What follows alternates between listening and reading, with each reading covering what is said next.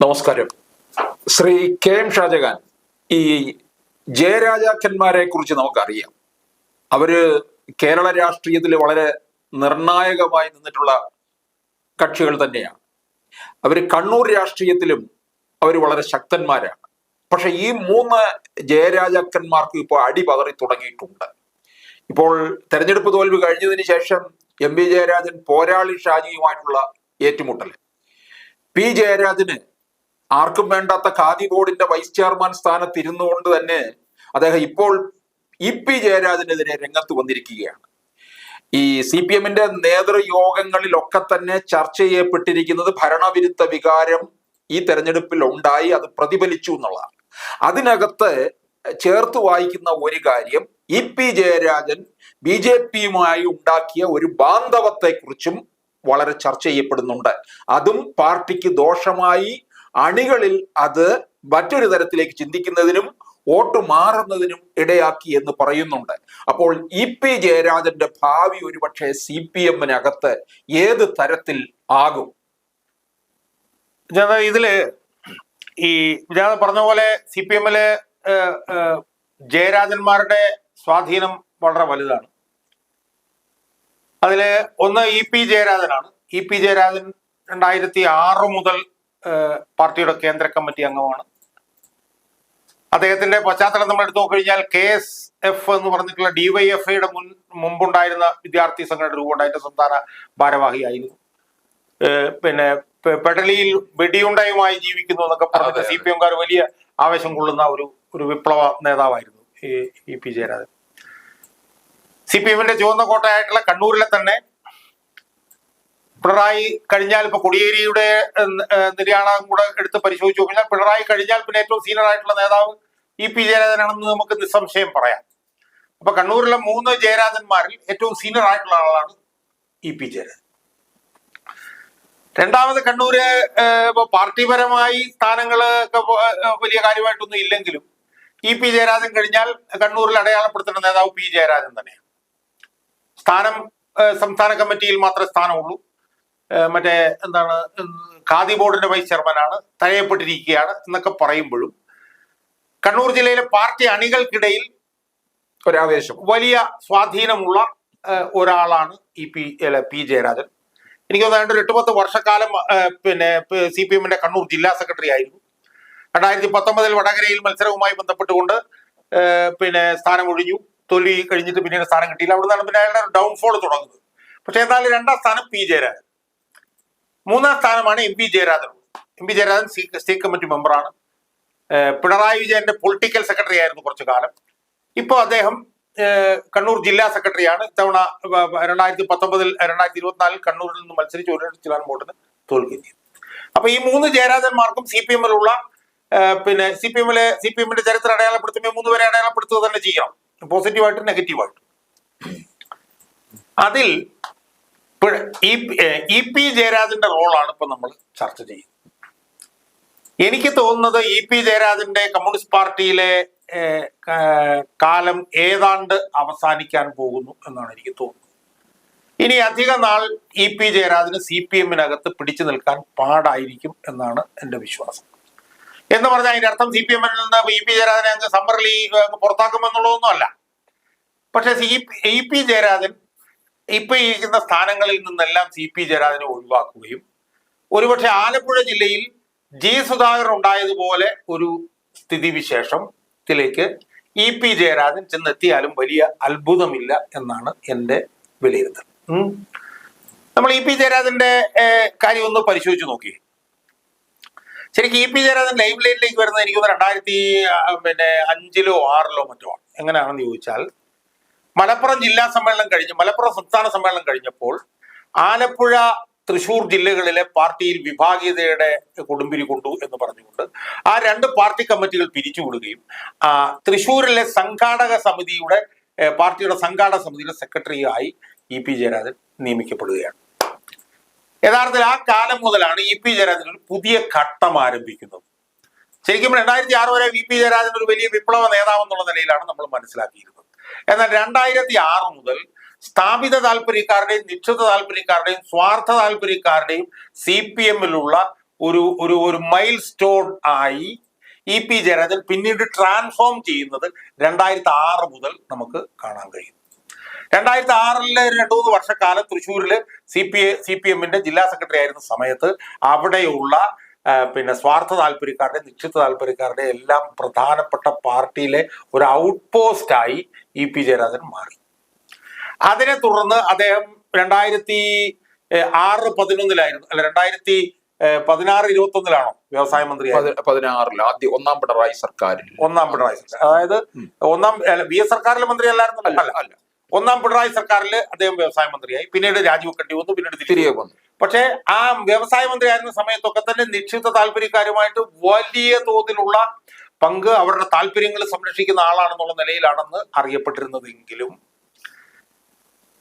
ശക്തവും അന്ന് രാജിവെച്ച് പോകേണ്ടി വന്നു എന്നൊക്കെ ഉള്ളത് ശരിയാണെങ്കിൽ പോലും ശക്തവും വ്യക്തവുമായി ക്ലാരിറ്റിയോടുകൂടി EP ജയരാജനെതിരെ ആരോപണം ഉയർന്നു വരുന്നത് 2022 ഡിസംബറിലാണ്. 2022 ഡിസംബറിൽ കണ്ണൂർ ജില്ലയിലെ ജയരാജന്മാരിൽ 2ാം സ്ഥാനക്കാരായിട്ടുള്ള P ജയരാജൻ വളരെ മൂർത്തമായിട്ടുള്ള ഒരു അഴിമതി ആരോപണം EP ജയരാജനെതിരെ ഉന്നയിച്ചു. അതായത് കണ്ണൂരിലുള്ള വൈദേഹം എന്ന് പറയുന്ന ഒരു ആയുർവേദ റിസോർട്ട് EP ജയരാജൻ അനധികൃത സ്വത്ത് സമ്പാദനത്തിന്റെ ഭാഗമായി ഉണ്ടാക്കിയതാണെന്നും അയാളും ഭാര്യയും മകനും അടങ്ങുന്നവർ അതിന്റെ ഉടമകളാണെന്നും ഏതാണ്ട് 30 കോടി രൂപയുടെ അനധികൃത സ്വത്ത് EP ജയരാജൻ ഇതിന്റെ ഭാഗമായി സമ്പാദിച്ചിട്ടുണ്ടെന്നും അതിനെക്കുറിച്ച് അന്വേഷിക്കണമെന്നും P ജയരാജൻ 2022 ഡിസംബറിലാണെന്ന് എനിക്ക് തോന്നുന്നു സംസ്ഥാന കമ്മിറ്റിയിൽ പറഞ്ഞപ്പോൾ മുതലാണ് ഇയാളുടെ ഒരു ചിത്രം മാറുന്നത്.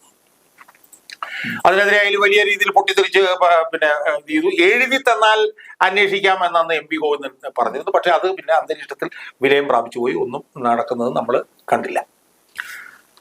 അതിങ്ങനെ നിൽക്കുന്ന സമയത്താണ് കഴിഞ്ഞ ലോക്സഭാ തെരഞ്ഞെടുപ്പിന്റെ കേളികൊട്ട് ഉയർന്ന സമയത്ത്, അല്ലെങ്കിൽ അതിന് മുമ്പൊരു ചെറിയ സംഭവങ്ങളുണ്ടായി, അതുകൂടെ നമ്മൾ പറയണം. അതായത് ദല്ലാൽ നന്ദകുമാർ എന്ന് പറഞ്ഞ അയാൾക്ക് വെണ്ണലയിൽ ഒരു ക്ഷേത്രമുണ്ട്. അത് വളരെ ദുരൂഹതകളുടെ ഒരു ക്ഷേത്രം എന്നാണ് പറയപ്പെടുന്നത്. ആ ക്ഷേത്രവുമായി ബന്ധപ്പെട്ടുകൊണ്ട് ദല്ലാൽ നന്ദകുമാറിന്റെ അമ്മയെ ഈ EP ജയരാജൻ പോയി പൊന്നാട അണിയിക്കുന്നതുമായി ബന്ധപ്പെട്ടുകൊണ്ട് ഒരു വിഷയം. EP ജയരാജൻ യഥാർത്ഥത്തിൽ പാർട്ടി നേതൃത്വവുമായി വലിയ തോതിൽ തർക്കത്തിനിടയാകുന്ന സംഭവം ഉണ്ടായത് MP ഗോവിന്ദന്റെ സംസ്ഥാന സെക്രട്ടറി സ്ഥാനാരോഹണവുമായി ബന്ധപ്പെട്ടിട്ടാണ്. EP ജയരാജൻ വിചാരിച്ചിരുന്നത് കോടിയേരി ബാലകൃഷ്ണൻ അന്തരിച്ചു കഴിഞ്ഞാൽ സ്വാഭാവികമായും സീനിയോറിറ്റിയിൽ അയാളാണ് അടുത്തത്, അതുകൊണ്ട് അയാൾ സംസ്ഥാന സെക്രട്ടറി ആകും എന്നാണ്. അയാൾ യഥാർത്ഥത്തിൽ 2006 മുതൽ പാർട്ടിയുടെ കേന്ദ്ര കമ്മിറ്റി അംഗമാണ്. 2016 മറ്റോ ആണ് MP ഗോവിന്ദൻ പാർട്ടിയുടെ കേന്ദ്ര കമ്മിറ്റിയിലേക്ക്. സ്വാഭാവികമായും അയാളാകുമെന്ന് വിചാരിച്ചു, അയാളായില്ല. അതിന്റെ കൊതിക്കറിവ് ഭയങ്കരമായി അയാൾക്കുണ്ടായിരുന്നു. അതിന്റെ ഭാഗമായിട്ടാണ് MP ജയരാജന്റെ നേതൃത്വത്തിൽ ഒരു ജാഥയിൽ അയാൾ പങ്കെടുക്കാതിരുന്നു. അതുപോലെ തന്നെ തിരുവനന്തപുരത്ത് ഗവർണറുടെ അവിടെ LDF ധർണയിൽ പങ്കെടുത്തില്ല. LDF കൺവീനർ ആയിട്ടുള്ള അയാൾ നിരന്തരം അവധിയില്ല. പിന്നെ ഇടതുപക്ഷ LDF കോർഡിനേഷൻ കമ്മിറ്റി കൂടുമ്പോൾ അതിൽ പങ്കെടുക്കായിരുന്നു. അങ്ങനെ അയാൾ പാർട്ടി നേതൃത്വത്തിൽ നിന്ന് അകന്നു നിൽക്കുകയും MP ഗോവിന്ദന് അയാൾ വഴങ്ങാതിരിക്കുകയും അയാൾ ചെയ്തു. അങ്ങനെ ഇരിക്കുമ്പോഴാണ് ലോക്സഭ തെരഞ്ഞെടുപ്പിന്റെ കേളികൊട്ടുമായി ബന്ധപ്പെട്ടുകൊണ്ട് അതിഗുരുതരമായിട്ടുള്ള ഒരു ആരോപണം അയാൾക്കെതിരെ ദല്ലാൽ നന്ദകുമാർ ഉയർന്നു. അതിന് തൊട്ടുമുമ്പ് ഒരു ചെറിയ സംഭവം നടന്നത് എന്താണെന്നറിയോ? വൈദേഹം എന്ന് പറഞ്ഞ അയാളുടെ റിസോർട്ട് രാജീവ് ചന്ദ്രശേഖരന്റെ ഉടമസ്ഥതയിലുള്ള ഒരു നിയാമം കണ്ടു പറഞ്ഞിട്ട് ഒരു റിസോർട്ട് ഗ്രൂപ്പുകാർ വിലയ്ക്ക്. അപ്പൊ ഇയാളും BJP ആയിട്ടുള്ള അന്തരാള ബന്ധം അവിടെ തന്നെ ചർച്ചയിൽ വന്നിരുന്നു. അതിനുശേഷം ദല്ലാൽ നന്ദകുമാർ എന്താണ് പത്രസമ്മേളനം വിളിച്ചിട്ട് പറഞ്ഞത്? അയാളും പ്രകാശ് ജാവ്ദേക്കർ കൂടി ആക്കുളത്തുള്ള ജയരാജന്റെ വീട്ടിൽ ചെന്ന് ജയരാജനുമായി ചർച്ച ചെയ്തുവെന്നും ആ ചർച്ച ചെയ്ത കാര്യങ്ങളൊക്കെ തന്നെ അയാൾ പുറത്തു വിട്ടു. അതിന്റെ വിശദാംശങ്ങളിലേക്ക് ഞാൻ പോകുന്നില്ല. അത് പുറത്ത് വിട്ടപ്പോൾ ഇയാൾ എന്ത് ചെയ്തു? ഇയാൾ വന്നിട്ട് അത് വൗച്ച് ചെയ്തു. ഞാനതൊന്നും ചർച്ച ചെയ്തില്ലെങ്കിലും ഇവരുടെ വീട്ടിൽ വന്നു എന്നുള്ളത് പറഞ്ഞു. സ്വാഭാവികമായും അതൊക്കെ ഉണ്ടാക്കിയിട്ടുള്ള ഒരു വലിയൊരു തിരിച്ചടിയുണ്ട് CPM-ന്. അതോടൊപ്പം തന്നെ അയാൾ BJP-യിൽ 2-3 നല്ല സ്ഥാനാർത്ഥികളുണ്ട്. അവരും CPM-ഉമായിട്ടാണ് മത്സരം എന്ന് പറയുകയാണ്. അത് രാജീവ് ചന്ദ്രശേഖരന്റെ ഒരു വിജയ സാധ്യതയിലേക്കൊക്കെ എത്തിക്കുന്ന ഒരു നിലയിലേക്ക് അത് പോയി. അപ്പൊ സ്വാഭാവികമായും അപ്പൊ അന്നൊക്കെ യഥാർത്ഥത്തിൽ അത് വലിയ തോതിൽ അത് ബാധിക്കാതിരുന്നു പറഞ്ഞാൽ പിണറായി വിജയൻ ഇങ്ങനെ പിന്നെ നെഞ്ചു വിരിച്ച് നിൽക്കുമ്പോഴത്തേക്കും ഇയാൾക്കെതിരെയുള്ള അഴിമതി ആരോപണങ്ങളൊന്നും ഏറ്റില്ല. പക്ഷേ പാർട്ടി അതിദയനീയമായി പരാജയപ്പെട്ടതോടുകൂടി യഥാർത്ഥത്തിൽ പിണറായി വിജയനോടൊപ്പമോ അതിനേക്കാൾ കൂടുതലോ ദുർബലനായ ഒരു നേതാവാണ് ഇ.പി. ജയരാജൻ നമ്മൾ കണ്ടിരുന്നത്. ഇപ്പൊ വിജയം നോക്കൂ, CPM-നകത്തുണ്ടായിട്ടുള്ള ചർച്ച, CPI-ക്കകത്തുണ്ടായിട്ടുള്ള ചർച്ച, ഇതിലെല്ലാത്തിനകത്തും ഉയർന്നു വരുന്ന ഒരു കോമൺ ഫാക്ടർ പിണറായിയോടൊപ്പം ഇ.പി. ജയരാജൻ പ്രകാശ് ജാവ്ദേക്കറുമായിട്ട് നടത്തിയിട്ടുള്ള ചർച്ചയാണ്. CPI-ക്കാർ അത് നിശിതമായി വിമർശിക്കുന്നുണ്ട്, എല്ലായിടത്തും വിമർശിക്കുന്നു. പി ജയരാജൻ സംസ്ഥാന കമ്മിറ്റിയിൽ ഇത് എടുത്തു പറഞ്ഞിട്ട് പറഞ്ഞു, എന്താണ്, BJP-ക്കാരെ എവിടെയെങ്കിലും റെയിൽവേ സ്റ്റേഷനിൽ വെച്ച് കാണുമ്പോഴോ അല്ലെങ്കിൽ വേറെ എവിടെയെങ്കിലും വെച്ച് കാണുമ്പോഴോ ചർച്ച ചെയ്യുന്ന പോലെ അല്ല, വീട്ടിൽ വന്ന് അവർ ചർച്ച ചെയ്യുന്നു. അപ്പൊ സ്വാഭാവികമായും ഏറ്റവും കൂടുതൽ ദുർബലപ്പെടാൻ പോകുന്ന ഒരു നേതാവ് ഇ.പി. ജയരാജനാണ്. ഇ.പി. ജയരാജൻ ഇനി പിടിച്ചു നിൽക്കുക എന്നുള്ളത് വലിയ ബുദ്ധിമുട്ടായിരിക്കും. ഇ.പി. ജയരാജനെ അധികം താമസിക്കാതെ കേന്ദ്ര കമ്മിറ്റിയിൽ നിന്നും സംസ്ഥാന സെക്രട്ടേറിയറ്റിൽ നിന്നും അയാളെ നീക്കം ചെയ്യുന്ന ഒരു നടപടി ഏതാനും മാസങ്ങൾക്ക് ശേഷം ഉണ്ടാകും. ആലപ്പുഴയിൽ ജി സുധാകരന് ഉണ്ടായ ഒരു സ്ഥിതിവിശേഷത്തിലേക്ക് ഇ.പി. ജയരാജൻ പോകും.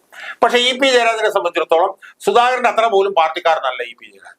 ഇ.പി. ജയരാജൻ ഇതിനു മുമ്പ് തന്നെ പാർട്ടി പണി അവസാനിപ്പിക്കാൻ പോവാണെന്ന് പലരോടും പറഞ്ഞിട്ടുണ്ട്. അതുകൊണ്ട് സുധാകരനെ പോലെ ഇയാൾ ഇതിനകത്ത് നിൽക്കാനൊന്നും സാധ്യതയില്ല. ഇയാളെ തരം താഴ്ത്തുകയൊക്കെ ചെയ്തു കഴിഞ്ഞാൽ ഇയാൾ പാർട്ടി എന്നുള്ള പണി അവസാനിപ്പിക്കാനുള്ള ഒരു സാധ്യതയാണ് ഞാൻ കാണുന്നത്. അതുകൊണ്ട് ഏറ്റവും വലിയ പരിക്ക് ഒരുപക്ഷെ പിണറായിക്ക് മുമ്പ് ഉണ്ടാകാൻ പോകുന്നത് ഇ.പി. ജയരാജനായിരിക്കും എന്നുള്ള കാര്യത്തിൽ എനിക്ക് യാതൊരു സംശയവുമില്ല. അങ്ങനെയാണെങ്കിൽ നേരത്തെ നടത്തിയ ചർച്ചയുണ്ടല്ലോ, അത് തുടരുകയും ചെയ്യും ഒരുപക്ഷെ BJP-യിലേക്കോ? അല്ല, BJP-യിലേക്ക് അയാൾ പോകുമെന്നുള്ള ചർച്ച ഉണ്ടായിരുന്നില്ല. പിണറായി വിജയനെ രക്ഷപ്പെടുത്താൻ വേണ്ടിയിട്ടുള്ള ചർച്ച ഡീലിങ്സ് നടന്നത്. പക്ഷെ വെളിയിലുണ്ടായ ഒരു ചർച്ച അങ്ങനെയായിരുന്നു. പക്ഷെ അങ്ങനൊന്നും ഉണ്ടാവാൻ സാധ്യതയില്ല. പക്ഷെ രാഷ്ട്രീയം അയാൾ അവസാനിപ്പിക്കാനുള്ള സാധ്യത വളരെ വളരെ വലുതാണ്. അയാൾക്കെതിരെ നടപടി വരുമ്പോഴത്തേക്ക് അയാൾ പറയും ഞാൻ പണി അവസാനിപ്പിച്ചു എന്ന് പറയും. അയാൾക്ക് പിന്നെ ഒരുപാട് ബിസിനസ്സുകാരും ഒക്കെ ആയിട്ട് ബന്ധമുള്ളതുകൊണ്ട് അയാൾക്കൊരു വലിയ ബിസിനസ്സുകാരനാവാനും വ്യവസായമാവാനും ഒക്കെ ഉള്ള സാധ്യതയും കിടപ്പുണ്ട് എന്നുള്ളത് കൊണ്ട് ഒരുപക്ഷെ CPM-ൽ നിന്ന് BJP ആകുകയല്ല ഇ.പി. ജയരാജൻ ചെയ്യാൻ പോകുന്നത്. CPM-ൽ നിന്ന് ഒരു ബിസിനസ്സുകാരനായി ഇ.പി. ജയരാജൻ മാറി ഒരു റിസോർട്ടൊക്കെ ഉണ്ടല്ലോ അവിടെ, അതിന്റെ കാര്യങ്ങളൊക്കെ ആയിട്ട് അയാൾ പോകാനാണ് ഏറ്റവും കൂടുതൽ സാധ്യത എന്നാണ് എനിക്ക് തോന്നുന്നത്. അപ്പം മൊത്തത്തിൽ നോക്കുമ്പോൾ കണ്ണൂരിൽ CPM-ന്റെ ഒരു വാതിൽ അടയുന്ന ഒരു സാഹചര്യമാണ് എല്ലാം കൊണ്ടും. CPM-ലെ ജയരാജൻ പോകും എന്ന് മാത്രമല്ല CPM അവിടെ വല്ലാതെ ദുർബലപ്പെടാനുള്ള സാധ്യതയുണ്ട്. പക്ഷെ CPM-നെതിരെ അവിടെ നിലനിൽക്കാൻ സംഘടിത ശക്തിയൊന്നും ഇല്ലാത്തതുകൊണ്ട് CPM കുറച്ചു കാലം കൂടി ഈ പറഞ്ഞ പോലെ ട്രങ്കേറ്റഡ് ആയിട്ടുള്ള ഒരു പാർട്ടിയായിട്ട് അവിടെ ഇങ്ങനെ തുടരുന്നത് നമുക്ക് കാണാൻ പറ്റും. പക്ഷെ വല്ലാതെ പിടി CPM-ന്റെ താഴോട്ട് പോകും എന്നുള്ളത് തന്നെയാണ്